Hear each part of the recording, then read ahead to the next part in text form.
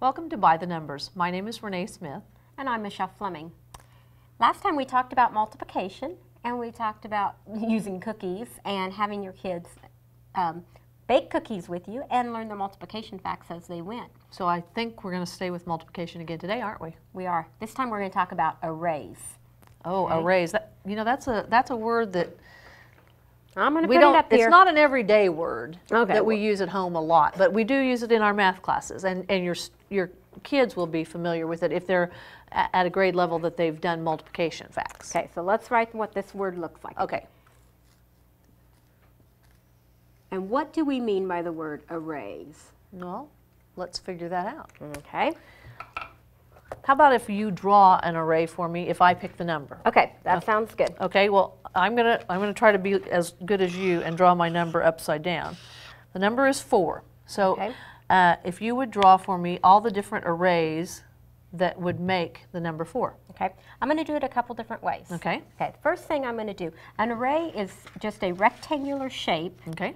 And sometimes an array could be with objects. So I'm going to go back to the chocolate chip cookies, even though I think you ate them all. I don't think I got any of them. No, I don't know. But we could do an array which is 2 and another 2 chocolate chip cookies. We'll pretend those are chocolate chip cookies. Okay. Okay. So we could just do an array with objects or with shapes. Is there another way you could draw an array for 4 with the cookies? We sure could. We could do one row with 4 in it. Okay.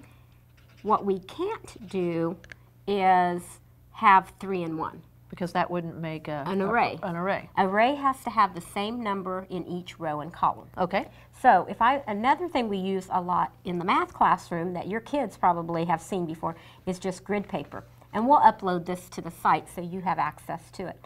But so a 4 could be made 2 by 2, okay, which is a total of 4 squares. Right. Or 1 by 4. That would be the only 2 arrays we could make for the number 4. Because I can't do like a 3 and a 1. Right. You have to have the same number of squares in each row or in each column to be an array. Okay. How about if you do another one? Okay. You ready for another one? I am. Okay, we're going to go double digit on you. Okay. What if you have 10? Okay, if I have 10, the first one, which is the most common one, is just to do a 1 by 10. I'm actually going to go this length so I know I have enough room. Okay. So I'm going to do a 1 by 1, 2, 3, 4, 5, 6, 7, 8, 9, 10. Okay. All right. This time I'm going to break it in half because I could make it half and do double wide. Okay. So I'm going to do a 2 by 1, 2, 3, 4, 5. And you're still going to have 10 squares enclosed inside that. Right. And I have the same, it makes a rectangle. Right. So an array kind of makes a rectangle when we're thinking about it on grid paper. Now I'm going to think about 3. Well, if I do 3, I'd do 3, 3, 3 is 9. You'd have a leftover. So 3 is not going to work. Right. So then I'm going to think, can I do it 4? Right. 4, I could do 4 by 2 would be 8. But then you're going to have 2 leftovers. That's not going to work. Nope.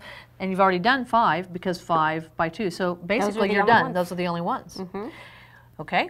And I'm going to do real quickly, this was really, I'm going to turn it this way. I'll bring it back. So those were the ones we did, was a 1 by 10 and a 2 by 5. Right. For the number 10.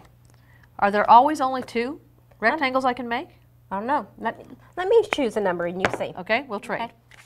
I'll let you do that. What color you want? Purple? K-State purple, yeah. Well, that'll work. Okay. I've got 2 graduating in a couple of weeks, and okay. both of them go to a purple school, so there you go. All right, let's do the number, because right now it looks like you only have 2 for each right. one. So 1 by something and a 2 by something. Surely okay. there's more rectangles than that. Well, just in case you need another piece. Okay. I've got it there. I'm going to give you a bigger number. All right, what's my number? Your number is 15. Okay, 15. Well, 1, 2, 3, 4, 5, 6, 7, 8, 9, 10, 11, 12, 13, 14, 15. Wow, you were lucky. Got lucky on that one. I can only do up to 15 on this grid paper. Okay. Okay, so there's my 1 by 15. And then we always said there was a 2. A 2, but ooh, I don't think that's going to work because 15 isn't an even number. Okay. It doesn't end in a digit that's even, so I can think about divisibility rules right now and know that that will not divide evenly by 2. So 2 is not going to work. How about 3? 3 1, 2, 3, 4, 5. And that would make 10 and a 15. So 3 by 5 will work for that number. But guess what? There's only 2 again. There's only 2 again because of 3 by 5. Well, I just think it must be you only have 2. I don't think so. I think that there's some other really important feature to this. Okay. Well, so, you try giving me a number. I'll give you one more. Okay. And I think I'm going to make sure that we know that there can be more than just 2 arrays. Let's start with your 1 by 12. 1 by 12 for the number 12. I'm going to count all the way over. Since I know there's 15, I'm just going to stop 3 short. Okay. 1 by 12. Okay. 2 does go into 12, so I can do a 2 by 6. 2, 3, 4, 5, 6. And again, I'm drawing them really quick, but if we were to count these, there would be 12.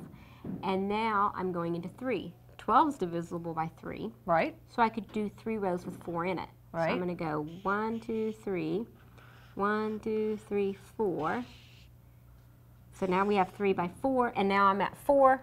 4 by 3, they're turnarounds. Right. So there were 3 factors, or 3 arrays that time. 3 arrays that we could make for 12. So what's really cool about this, as you do this skill, and young kids could do this because they can actually count the squares inside to find out. Or take that number of chocolate chips and see if they can actually make them even rows. Even rows or rectangular shapes. So that works for young kids. But what it really helps kids do is it gets them ready for fractions because they're working on the factors of a number.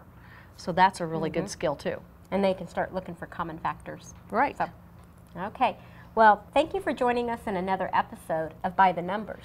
You can find out more information and the PDF for our grid paper at My Kids Turn.